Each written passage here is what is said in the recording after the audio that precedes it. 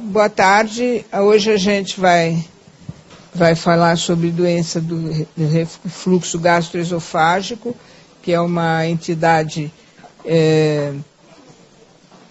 digestiva, de uma alteração digestiva, que pode ter várias abordagens clínicas, cirúrgicas, e hoje vai se falar da abordagem da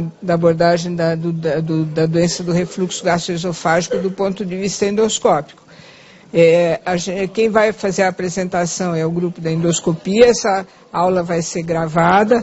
Bom, pessoal, agora, depois desse treinamento para a visita da JCI, a gente vai dar início com algum atraso, mas a gente vai manter o horário, quer dizer, vai descontar 15 minutos.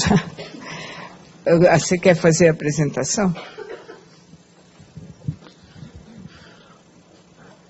Chocante, né? Muito interessante, muito legal.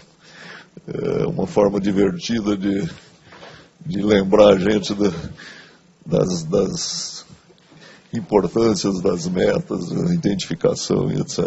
Achei muito bacana, Marisa. Muito legal. Nós vamos, então, iniciar o lanche clínico, que é uma atividade do Centro de Estudos do Hospital 9 de Julho, atualmente coordenado pela doutora Marisa D'Agostino. Então, para nós é um grande prazer estar participando aqui do lanche clínico.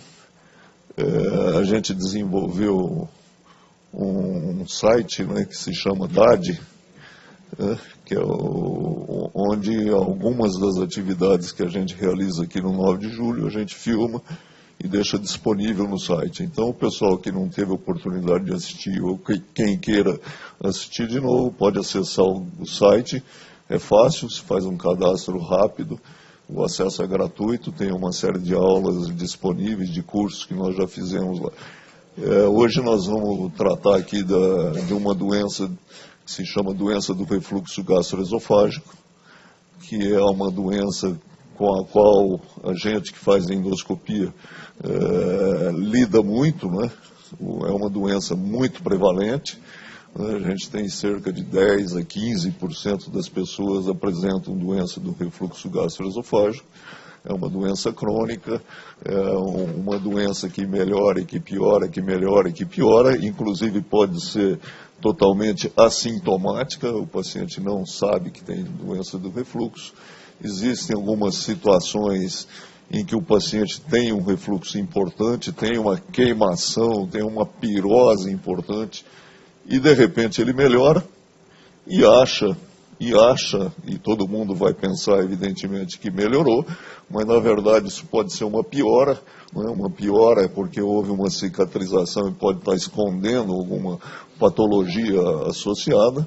Existem esses sintomas que são típicos, existem os sintomas atípicos que o paciente às vezes não relaciona com o refluxo, como tosse, bronquite, pigarro, alterações de laringe, de orofaringe e etc., que também são muito importantes. E a gente vai fazer uma mesa com algumas novidades na área de estudo de motilidade, que a doutora Carla Granja, que é especialista nesse assunto, trabalha conosco aqui no 9 de julho.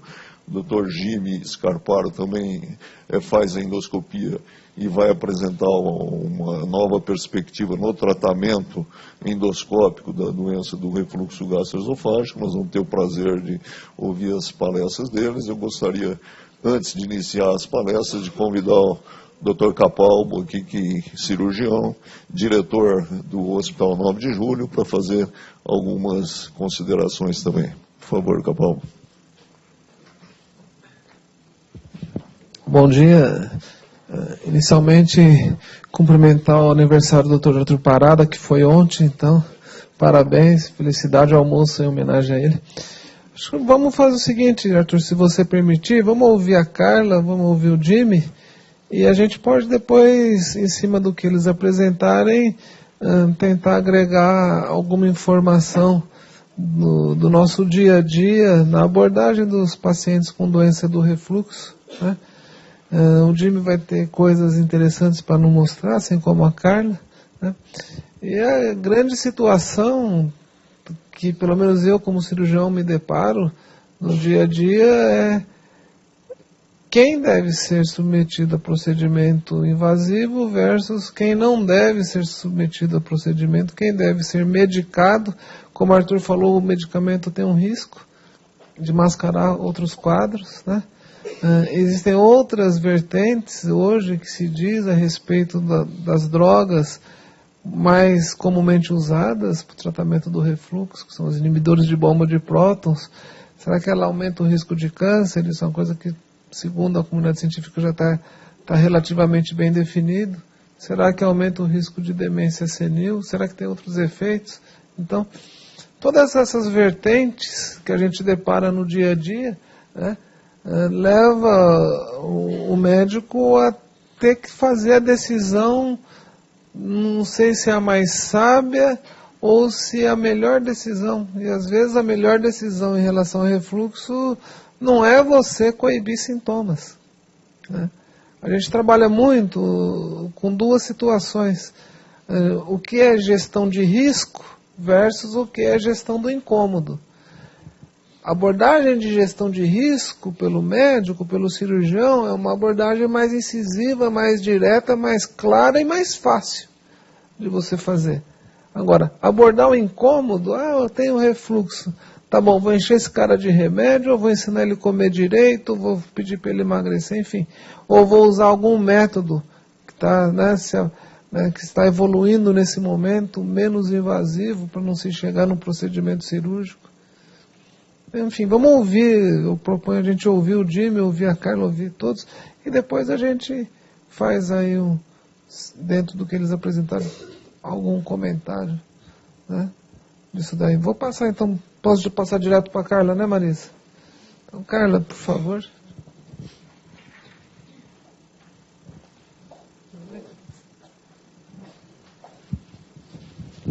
Boa tarde a todos. Inicialmente eu gostaria de agradecer pelo convite ao Dr. Arthur, por essa confiança, essa parceria aí nos últimos 6 anos.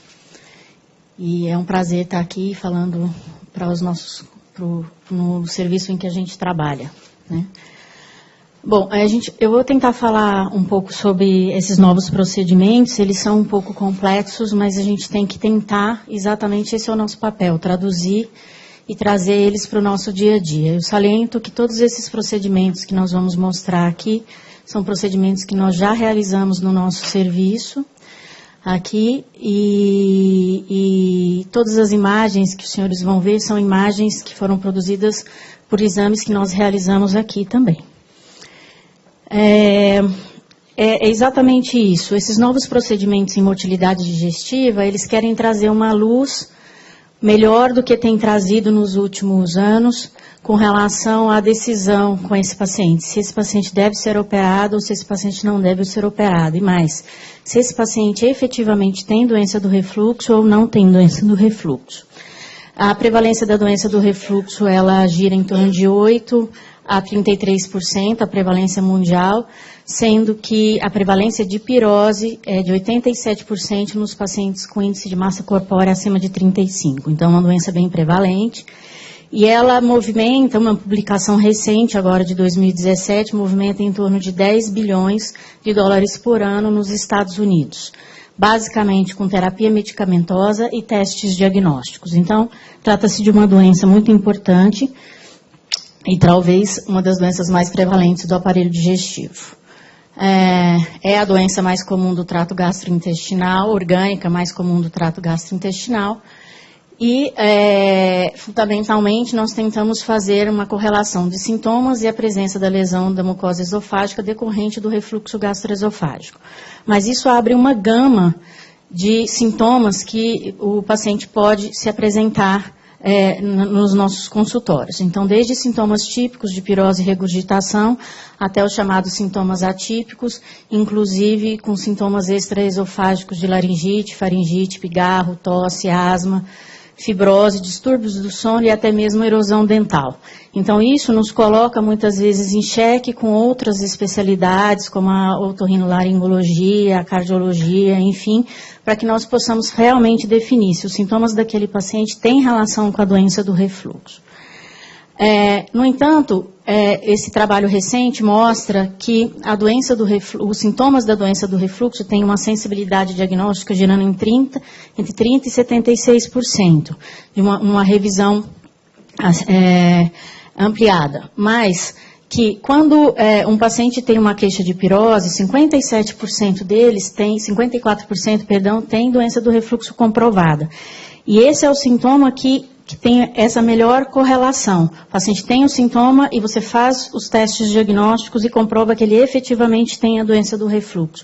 A proporção dessa correlação ela vai diminuindo cada vez mais com os outros sintomas, em torno de 29% no regurgitação e menos ainda nos demais sintomas, se esses sintomas são os chamados sintomas principais. Então, um paciente que tem tosse, chega no consultório e fala, eu tenho tosse, meu otorrino falou que eu tenho doença do refluxo, eu preciso procurar o gastro. A correlação em que você realmente faz o diagnóstico desse paciente de doença do refluxo é bem menor do que, por exemplo, com um paciente de pirose. O modelo atual de diagnóstico é de identificar as lesões da mucosa esofágica, a exposição ácida excessiva, e se existe uma associação com um defeito anatômico ou com um defeito funcional da junção esôfago-gástrica, e se existe ou não alteração da peristalse esofágica associada a esse suposto doença do refluxo. A identificação dos sintomas causados pela doença do refluxo pode sofrer a influência de múltiplos fatores determinantes, como, por exemplo, o número de episódios de refluxo, a consistência e a acidez desse refluxato, desse conteúdo que reflui para dentro do esôfago, a extensão proximal, se ele atinge realmente a região proximal, a sensibilidade visceral, e também tem a ver com sensibilidade visceral e com hipervigilância cognitiva. Os testes diagnósticos, eles se impõem quando nós temos uma resposta desfavorável à terapia com IBP, ou quando temos uma incerteza diagnóstica, ou no tratamento e prevenção de complicações. Esse é um trabalho publicado em 2017 por um grupo mundial que faz um consenso sobre a doença do refluxo, e ele foi um trabalho, na verdade, motivado pela uma nova tecnologia que nós vamos falar hoje, que é a manometria de alta resolução. Mas esse slide, ele mostra exatamente a complexidade da fisiopatologia da doença do refluxo. E principalmente, essa associação, nem sempre você tem só mecanismos de hipomotilidade, ou nem sempre só mecanismos estruturais como responsáveis pela fisiopatologia da doença do refluxo. Você pode ter a associação dos dois e definir isso é fundamental. A gente vai falar mais especificamente sobre isso mais para frente, mas é fundamental que a gente lembre que mais de 50% dos pacientes que apresentam doença do refluxo têm como principal causa fisiopatológica os chamados relaxamentos transitórios do esfíncter inferior do esôfago, e não a hipotonia do esfíncter inferior do esôfago, que era o que a gente acreditava anteriormente. Então, muitas vezes, esses pacientes vão, por exemplo, numa avaliação pré-operatória para a doença do refluxo, fazer uma manometria esofágica, seja convencional ou de alta resolução, e eles não apresentam a hipotonia do esfíncter inferior do esôfago. E isso não descarta a doença do refluxo, o diagnóstico da doença do refluxo. Provavelmente, esse paciente apresenta como um mecanismo fisiopatológico os chamados relaxamentos transitórios. É um mecanismo funcional, ocorre uma distensão do fundo gástrico, essa distensão leva a um relaxamento espontâneo da junção esôfago-gástrica que permanece aberta por um período suficiente para que o paciente tenha os episódios de refluxo. Então, isso, na manometria convencional, não era possível a detecção, e hoje, já com o método que nós vamos mostrar da manometria de alta resolução, é possível a gente detectar esse tipo de mecanismo fisiopatológico. Então, quando a gente fala em testes diagnósticos da doença do refluxo, nós temos aí, temos que decidir, tomar decisões com relação a qual a ferramenta que nós vamos utilizar para chegar ao diagnóstico desse paciente. Se é através de um teste terapêutico, se é da endoscopia com biópsia, se nós vamos pedir uma manometria esofágica, uma pH-metria, uma impedância-pH-metria, e decidir isso é que vai nos ajudar a resolver esse quebra-cabeça aí da doença do refluxo. Esse talvez seja em doença do refluxo, talvez seja um dos artigos mais importantes publicados agora em 2018, que é o chamado Consenso de Lyon, e que nos dá agora uma nova forma de enxergar algumas situações. Então, o Consenso de Lyon, ele sugere que nós podemos, falando um português claro, bater o martelo que esse paciente tem doença do refluxo quando nós temos as chamadas evidências conclusivas. Quando na endoscopia nós realizamos observamos uma esofagite grau C e D, substenose péptica ou Barrett longo. Quando esse paciente é submetido a uma pH-metria ou uma impedância pH-metria e que tem um tempo de exposição ácida maior do que 6 e não mais 4 ou 4,5, como os senhores estão habituados a receber nos laudos. Só assim nós podemos bater o martelo e dizer esse paciente tem doença do refluxo. Quando esse paciente tem situações como esofagite grau A ou B, substenose, aqui está errado, substenose péptica e Barrett longo não, mas esofagite grau A e grau B, e ele tem um tempo de exposição ácida na pH-metria que varia entre 4 e 6, ou um tempo menor, o tempo de total de refluxo menor entre 40 e 80, nós temos das evidências inconclusivas, ou seja, esse paciente, nós ficamos num limbo, esse paciente tem doença do refluxo ou não tem doença do refluxo. E aí, nessa situação, nós podemos lançar mão de outras evidências adicionais que podem ser feitas através da endoscopia ou através da impedância pH-metria, que são novas métricas sobre as quais eu vou falar, e também através da manometria esofágica de alta resolução. Então, por esse artigo recente, sem esses dois métodos, nesta situação em que nós não temos uma evidência concreta da doença do refluxo, nós precisamos lançar mão de exames mais modernos, que são exatamente a impedância pH-metria e a manometria de alta resolução. E contra a evidência da doença do refluxo, quando você tem um tempo de exposição ácida menor do que 4, ou a quantidade de episódios de refluxo menor do que 40 no exame. A pH-metria esofágica convencional é um exame que a gente já faz há muitos anos e classicamente, quando a gente dava aula sobre isso, a gente falava, é o padrão ouro no diagnóstico da doença do refluxo. A ideia é que a gente passe um catéter através transnasal, esse catéter ele é conectado a um aparelho, e esse paciente vai, então, fazer um holter de refluxo, como eu explico para os pacientes. Ele vai com esse aparelho para casa e em casa ele deve tentar reproduzir um dia normal, especialmente do ponto de vista alimentar. A única coisa que nós suspendemos durante a monitorização da pH-metria ou da impedância pH-metria são bebidas gasosas, porque, na verdade, o gás artificial pode interferir no sensor das sondas. O resto, nós pedimos para que o paciente reproduza o seu dia a dia do ponto de vista alimentar e, se possível, que ele também reproduza o dia a dia dele do ponto de vista de atividade. Ou que, se ele vai ficar em casa, pelo menos não permaneça o tempo todo deitado, porque isso, com certeza, interfere no resultado do nosso exame. Então, existe toda uma preocupação e nós temos que, na verdade, são exames em que nós temos que conversar com o paciente, nos comunicar, explicar, entender exatamente o que acontece e qual é a sua rotina para que ele possa fazer o exame e ter o resultado que a gente precisa. A principal indicação da pH-metria convencional é a identificação dos portadores de doença do refluxo. Isso tem uma sensibilidade alta quando nós falamos em pacientes com sintomas clássicos, como sintomas de pirose e regurgitação, e essa sensibilidade cai à medida que nós estamos falando em pacientes que principalmente têm sintomas extraesofágicos, como tosse ou eructação, enfim. Esses pacientes, eles passam a ter a pH-metria convencional passa a ter uma sensibilidade menor. E também, outra indicação importante é estabelecer a correlação entre os sintomas relatados pelo paciente e os episódios de refluxo ácido. Cada vez mais, nós temos tentado comprovar, através dos exames de monitorização do refluxo, se há uma correlação daquele sintoma que o paciente está se queixando com relação o refluxo em si. Então, existem alguns conceitos atuais que estão aí também no Consenso de Lyon, e também no Consenso de Porto, que são exatamente o seguinte. O tempo mínimo de duração de uma pH-metria, e nós estamos falando de pH-metria convencional, ele deve ser de no mínimo 16 horas, para que seja considerado válido. E nos locais em que o paciente tem acesso ao chamado sistema Bravo, em que é feita a pH-metria sem catéter, alguns trabalhos mostram que estender esse tempo de monitorização para 48, 96 horas, talvez traga algum ganho diagnóstico.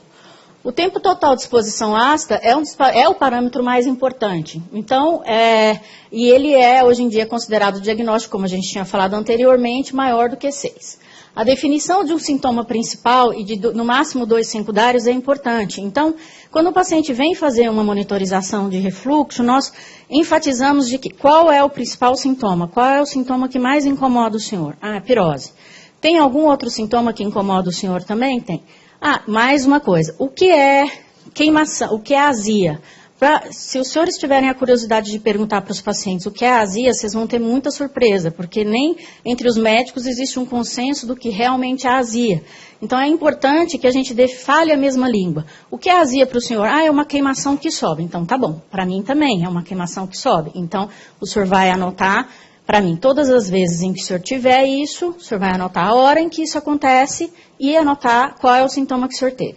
E mais 1 ou 2. Isso faz com que a nossa correlação com sintomas seja muito mais efetiva do que se deixar livremente, no sentido de que o paciente com um catéter de pH